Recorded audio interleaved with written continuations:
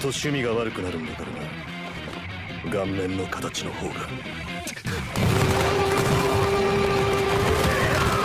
Opa, Prime aqui. E faz um tempo que eu não encontro um mangá recente, com capítulos ainda lançando, que me cativa. Claro, eu aceito recomendações suas, meus amigos. Mas, alguns dias pra trás eu encontrei um mangá chamado Centúria. E, como é que eu posso dizer? Ele é fenomenal. O universo apresentado parece muito promissor, os personagens são muito legais. É como um e se Vinland Saga tivesse todos os elementos sobrenaturais de Berserk. E feito por um assistente do Fujimoto.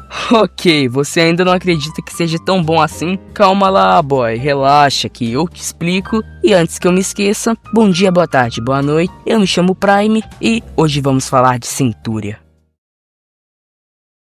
Ser um escravo é ser excluído desde o nascimento. Você é completamente negado qualquer honra ou pessoalidade e sempre será violentamente controlado. Possuir qualquer coisa é proibido. Logo, não lhe resta nada. Essas são as primeiras frases do mangá, que logo corta para um navio com um carregamento de 100 escravos, que vai fazer um caminho mais arriscado dessa vez. Um caminho que, segundo os caras que estavam a bordo, era um caminho de águas amaldiçoadas.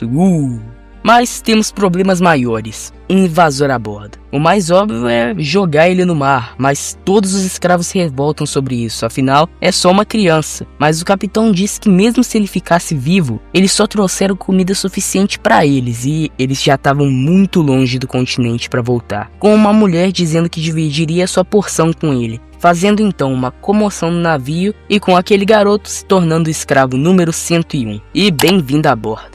Já na parte de dentro do navio, ele pergunta o que fizeram isso por ele. E a mesma mulher responde dizendo que eles, os escravos, não são tratados com dignidade nenhuma. Então, pelo menos eles têm que se ajudar. E mesmo que eles não ganhem nada em troca, isso é o que permite manter a dignidade como seres humanos. O garoto então, polindo uma lâmina simples, começa a contar sua história. Ele diz que entrou no navio em busca de comprar sua liberdade em outro continente. E indo mais a fundo, ele conta do seu passado. A sua mãe o vendeu por menos de uma moeda quando era pequeno. E o seu mestre era um ferreiro. Um ferreiro que o queimava com barras de ferro com o menor dos erros, destacando as inúmeras cicatrizes que ele tem no corpo.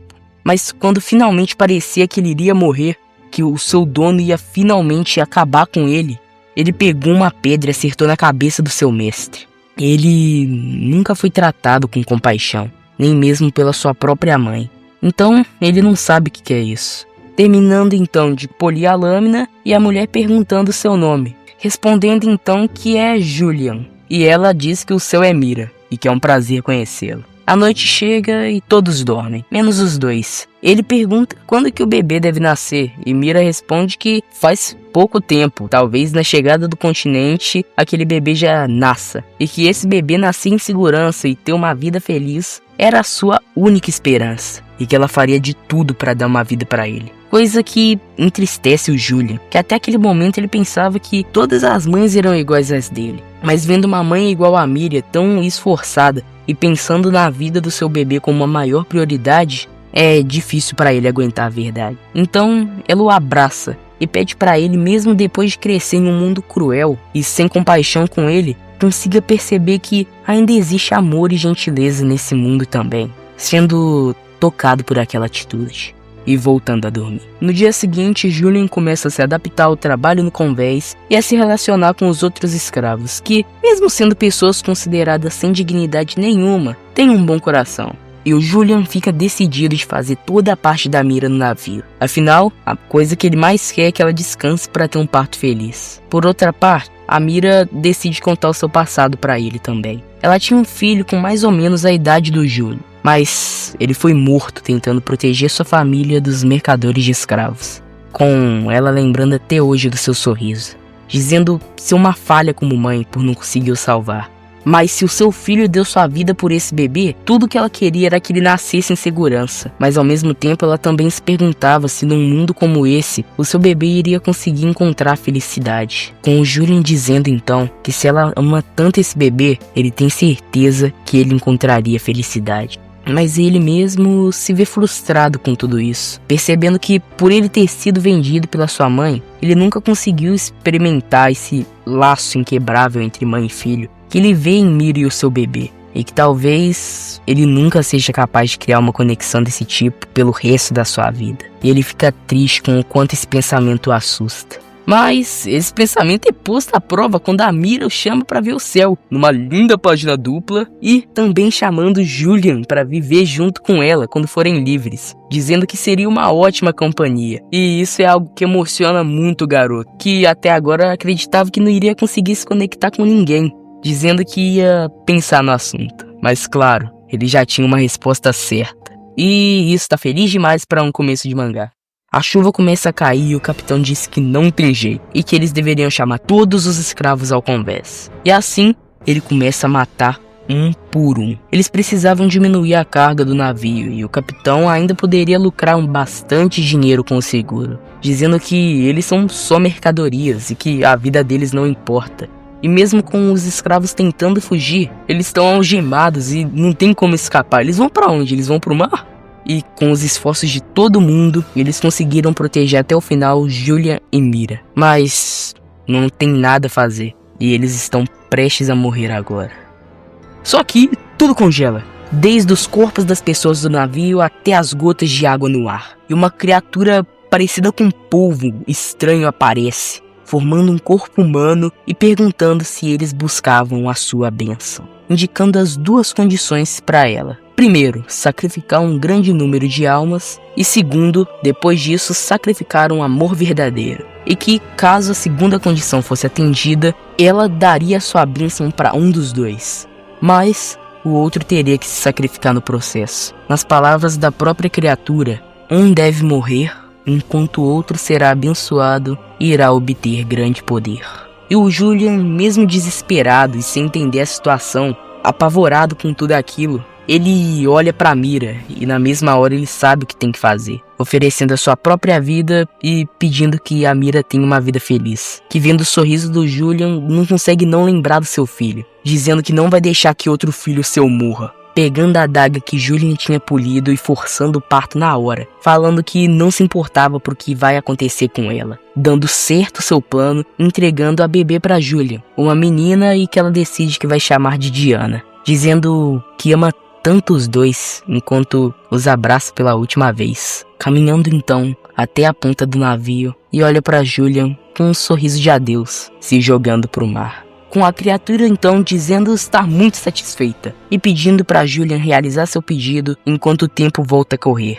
E mesmo ainda confuso e em choque com toda a situação, ele diz querer uma prova de que a vida de todos ali, de que a vida da Mira não era um desperdício. Então, o seu desejo é concedido, com o Julian então recebendo a força vital de 100 pessoas. 100 pessoas. Poder, velocidade, resistência, reflexos é complicado. Reflexos, tudo isso foi combinado nele, que percebendo todo o poder que ele tinha naquele momento e vendo todas as pessoas que fizeram mal pra ele, ele só conseguia pensar em acabar com todo mundo daquele lugar, começando uma batalha épica. E antes que ele pudesse relaxar depois de ter acabado com todo mundo ali bem fácil, o capitão ainda vivo ataca ele com um golpe que seria mortal, mas isso não é um problema, porque, como a própria criatura diz, agora ele também tem 100 vidas. Com o capitão até tentando negociar, dizendo que vai dividir o dinheiro, que é pra ele pensar com a cabeça. Mas, pela cara do Julian, eu acho que isso não acabou muito bem. Por fim, ele entra num barco que vai por conta própria pra costa junto da sua irmã, com a criatura dizendo que ele sacrificou e deixou tudo no mar, e que agora ele não seria mais um inimigo para ele. Com Julian percebendo que, mesmo que até então na sua vida ele nunca tivesse tido nada de valor, isso acabava de mudar, com ele olhando para sua irmã com um sorriso de esperança, embarcando em busca da terra firme e terminando o primeiro capítulo de Centúria. Bom, depois de contar pra vocês o primeiro capítulo inteiro, eu gostaria de falar o que eu acho que faz Centúria ser tão bom. Primeiramente, eu posso dizer que esse é um dos primeiros capítulos que mais me cativou de uma obra em geral. Tipo, é a animação que eu senti quando eu li Dandadan pela primeira vez. E Dandadan é bom demais, vocês sabem disso. Eu gosto muito como o autor constrói os personagens que, mesmo que seja só um capítulo, eu consegui gostar do protagonista, dos personagens que me foi apresentado e acreditar, mesmo que com pouco tempo de tela, existiam 100 pessoas com bons corações dentro daquele navio. Outra coisa que eu posso destacar é o Julian, o protagonista da história. Sinceramente, outro acerto do autor. O Julian, pra mim, sai da mesmice dos protagonistas que a gente tá tendo ultimamente. Ele não é um cara 100% bom, mas ele não é um mal absoluto. Ele é um cara que tem seus problemas, coisas que aconteceram com ele, e acho toda a construção dele para ele ser um cara com mais esperança, com mais atitude, não só por ele mesmo, mas pela família que ele tem agora, pelas pessoas que ele conheceu, é muito legal. Eu gostei muito da trajetória do personagem até agora e do que eu li, e acho que ele ainda tem muito mais para crescer. E o que tem para crescer também é o universo dessa história. Tem um potencial gigantesco de criar um universo que vai ser lembrado, um universo carismático de se ver. Porque, pelo que me parece do que eu vi, tem reinos, criaturas cada vez mais monstruosas e diferentes do padrão que a gente tem. E eu gostaria de destacar também o quanto Centúria é um mangá único de sua forma. Tipo, ele tem alguns trejeitos, coisas que você já viu em alguns outros mangás, mas acho que toda a premissa dele é uma coisa que eu vejo muito dificilmente em outros mangás. O que eu posso dizer que me chamou a atenção nesse mangá é a temática dele, tanto em ambientação quanto em monstros. Uma história que se passa o quê? Na Noruega, Europa antiga, com navegação envolvida e monstros sobrenaturais mais nórdicos de outras culturas que não são muito exploradas em mangás. E uma temática muito promissora, porque eu vejo muito pouco mangá que aborde isso. Eu achei muito louco porque eu não tô acostumado em ver mangás que,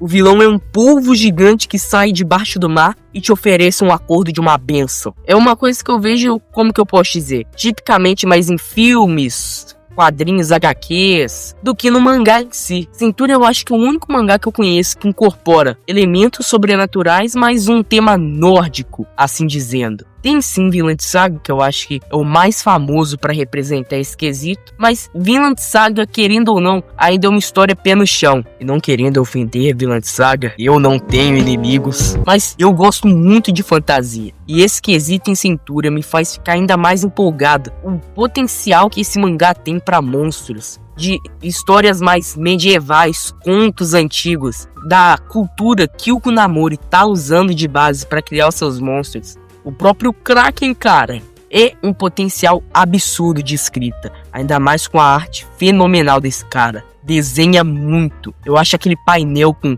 o monstro com várias cabeças de lobo muito bonito, cara. A obra é escrita e desenhada por Kori Kuramori. Me desculpem se eu estiver pronunciando errado. Ele foi um dos assistentes do criador de Chainsaw Man, tanto que eu acho que tem até umas referências no próprio mangá disso. E não tem como. O cara tem artes espetaculares. O traço dele é muito bom, muito bonito. E quando ele desenha os monstros do mangá, é fenomenal. E outra coisa que vale ressaltar, mas que eu não fui muito a fundo assim pra ver, é a inspiração em HP Lovecraft pros monstros. HP Lovecraft foi um dos escritores que mais popularizou o horror cósmico. E se o Kunamori realmente usar o HP Lovecraft como inspiração pros seus monstros, é uma coisa muito bacana pra mim, porque o cara criou uns monstros muito loucos, e usar ele de inspiração é quase certeza que vai ter coisas ainda mais bizarras e maneiras de se ver. Eu não conheço muito do gênero de horror cósmico, mas do que eu conheço, cara, se esse mangá for no mesmo caminho, pra mim vai ser uma ótima experiência. E com todos esses elementos sobrenaturais que eu já falei, a arte espetacular desse novo autor, o protagonista carismático e os secundários bacanas. Acho que Centúria tem potencial para ser um dos melhores Dark Fantasies atuais que tem. Mas claro, não vai superar o garoto Berserk. E chegamos ao final do vídeo. Muito obrigado por ter assistido ele do início ao fim. Bom, como dá pra ver, Centúria é um mangá recente que eu gostei muito. Espero ter conseguido convencer você, meu querido amigo, de talvez ler ou só dar uma passada nesse mangá que eu acho fenomenal. Bom, eu acho que é isso que eu tenho a dizer. Tô bem cansado de ter editado esse vídeo. E de resto, eu gostaria de pedir um like, uma inscrição e talvez até um compartilhar para um amigo maneiro. É isso. Obrigado por assistir mais uma vez e eu te vejo numa próxima. Tchau!